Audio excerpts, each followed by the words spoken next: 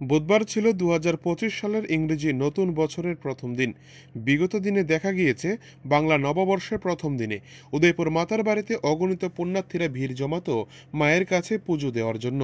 কিন্তু এই বছর দেখা গিয়েছে এক ব্যতিক্রমী চিত্র।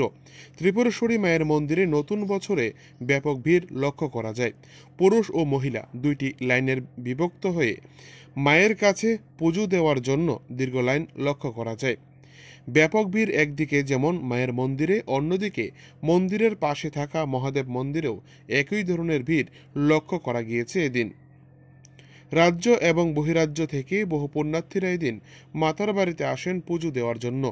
এই ভিড় সংক্রান্ত বিষয় নিয়ে মাতাবাড়ি পুরোহিত সংবাদ মাধ্যমকে জানান, এই বছর যে পরিমাণে ভিড় হয়েছে মাতাবাড়িতে ইংরেজি নতুন বছরের প্রথম দিনে তার বিগত দিনে কখনো লক্ষ্য করা যায়নি। তিনি বলেন, প্রতিদিনের মতো মায়ের পুজো অর্চনা যেভাবে চলে এসেছে ঠিক একইভাবে বুধবারের দিনেও একই ধরনের পুজো অর্চনা অনুষ্ঠিত হয়ে থাকবে। সব মিলিয়ে এক আনন্দমুখর পরিবেশ সৃষ্টি হয়েছে মাতার বাড়িতে। মাতার বাড়ি থেকে নিজস্ব প্রতিনিধির রিপোর্ট, টিভি 100 বাংলা। অন্যান্য বছর তো আমরা দেখি এত ইংরাজি বছরের প্রথম দিন এত লোক হয় না, এই বছর প্রচুর লোক হয়েছে। এখন অব্দি আপনারা দেখতেছেন খুব মার পঁচিশ কি পাই, কেননা এই বছর ভালো পরিমাণে লোক আছে, এখন অব্দি ভিড় আছে মায়ের মন্দিরে।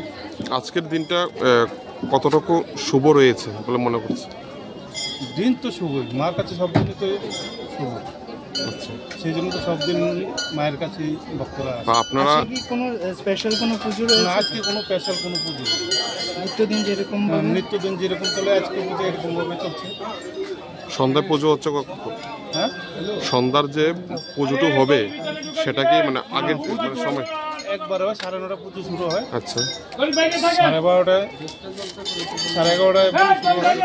12:30 পুষ্পাঞ্জলি, 1টা মায়ের ভোগ লাগে।